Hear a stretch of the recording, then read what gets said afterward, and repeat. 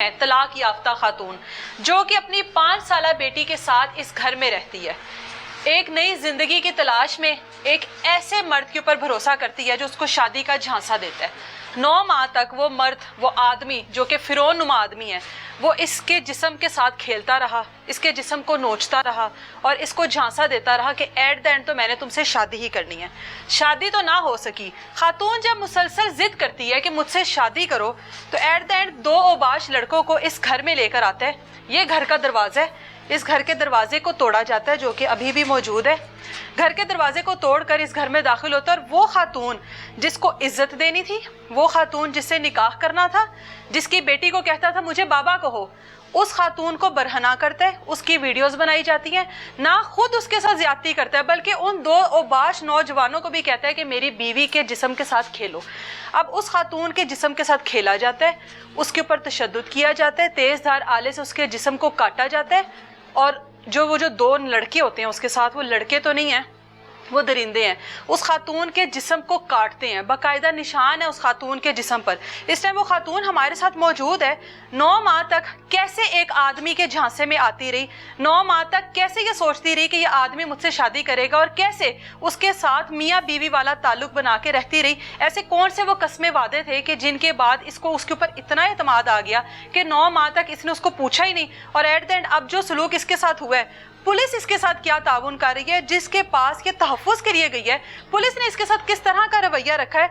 उज़्मा हमारे साथ मौजूद है, आज उज़्मा हमारे साथ मौजूद है। बाकी की तमाम तर जो बातें हैं, बाकी के जो वो तमाम तर के जो हालात हैं जो 9 महीने में उज़्मा के साथ हुए हैं, वो उसी से पूछते हैं। ये उज़्मा का वो घर है जो घर इस आदमी ने इस औरत को लेकर दिया इसकी बच्ची के साथ, और इसी घर में आकर वो इस औरत के साथ वो तमाम तर ताल्लुकात कायम करता था कि तुम तो मेरी बीवी हो, एट द एंड हम लोगों ने शादी कर लेनी है, तो क्यों ना हम लोग शादी से बाद वाला काम जो है वो शादी से पहले ही करते रहे। मुसलसल वो सिलसिला चलता रहा इसी कमरे में। ये एक कमरे का घर है और इस घर का किराया तकरीबन 15 से 18 हज़ार है, जो कि वो एक शोहर की निस्बत से अदा भी करता रहा। बाकी की जो भी चीज़ें हैं उज़्मा से जानते हैं। आ जाएं उज़्मा, मुझे ये बताओ कि आप पहले से तलाक याफ्ता हो। जी। आपने पहले शादी की। जी। तलाक की वजह पूछ सकती हूँ आपसे? मैंने पहले पसंद की शादी की थी। अच्छा। और जिसकी वजह से मेरी उससे ज्यादा देर नहीं रह सकी। अपने घर वालों के खिलाफ जाकर? जी, अगर पसंद की शादी ज़ाहिर है घर वालों के खिलाफ जाके। अच्छा। तो उससे मेरी ज्यादा देर नहीं बनी। कितना अर्सा रही हो उसके पास? मेरी उससे 2 साल मेरी शादी। 2 साल में एक बेटी उससे पैदा हुई और 2 बेटियों, एक बेटी के बाद आप अलहदा हो गई? जी जी, मैं क्या वजह थी अलहदगी की? मतलब घर वालों के खिलाफ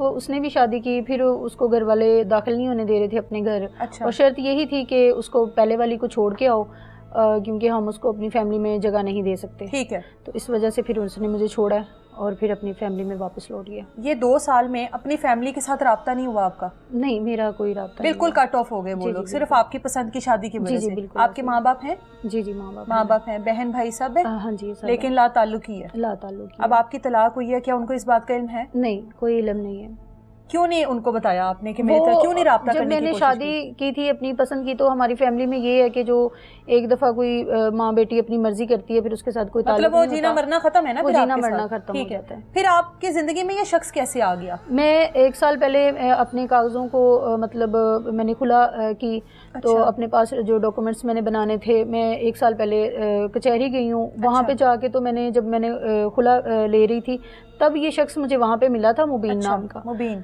तो इसने मुझे मतलब ऐसे ही साथ हम बैठे हुए थे वेटिंग रूम में, तो इसने बोला आपका क्या काम है मैडम, ये वो इस तरह ये मेरे से बात करता रहा। अच्छा। मैंने फिर इसको बता दिया। मैं नहीं जानती थी कि यहाँ पे मतलब सबको नहीं ये सारी चीज़ें बताते। मैंने कहा ऐसे मैं तलाक के लिए और ये वो मैंने। मुबीन वहाँ पे किस सिलसिले में आया हुआ था? वो भी किसी अपने किसी सिलसिले में आया हुआ। सिलसिले में मुलाजिम नहीं है वहाँ पर कोई? नहीं, मुलाजिम नहीं है, अपने आप को कोई वर्कर बताता है। ठीक है। किसी चैनल का, बट मुझे नहीं पता इस बात का।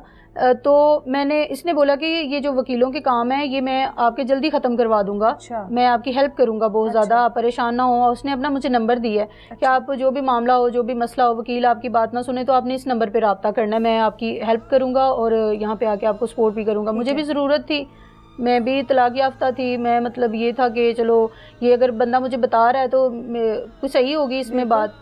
तो मैं मतलब ऐसे ही हमारे नंबर चेंज हुए हैं, फिर हमारी ऐसे बात होने लगी है। कुछ अर्सा के बाद इसने मुझे बोला कि आपकी अब तलाक ओके होगी, ये मुबारक हो, और ये वो इस तरह थोड़ी देर बाद चलती रही है। कितनी फिर देर बाद चली है? महीना, तकरीबन 1.5-2 महीने बाद। 1.5 माह आप दोनों की बातचीत चलती रही है। वो केस के हवाले से बात थी या आप दोनों में दोस्ती? नहीं, वो केस के हवाले से बात थी। तो फिर बाद में इसने मुझसे बोला कि मैं तुमसे शादी कर लूंगा। अच्छा। मैंने भी शादी करनी है, आप अच्छी लड़की हो, मैं आपको जानता हूँ, आपको मतलब समझ चुका हूँ मैं, मतलब शादी। देखिए मैं भी तलाक याफ्ता थी, मुझे भी ज़रूरत थी मुआशरे में, तो मैं इसको मतलब जानती थी, तो मैंने भी ओके कर दिया। 1-2 महीने में आपको लग रहा था कि आप जान गई हो इसको? हाँ जी, मतलब ठीक था। मुझे क्या पता था इसके अंदर क्या है, इसका क्या सिलसिला है। मैंने बोला कि ठीक है, मुझे मतलब मैं शादी के लिए तैयार हूँ, लेकिन थोड़ा सा टाइम चाहिए। इस तरह 1-आधा महीना गुजरा। मैंने कहा ठीक है, अब आप आना जाना आपने शुरू कर दिया है, ये वो सारा इसी सिलसिले में ये आना जाना इसने शुरू कर। मैं तुम्हारे घर का खर्चा उठाऊंगा, मेरी एक बेटी है, अच्छा, मैं उसका खर्चा उठाऊंगा,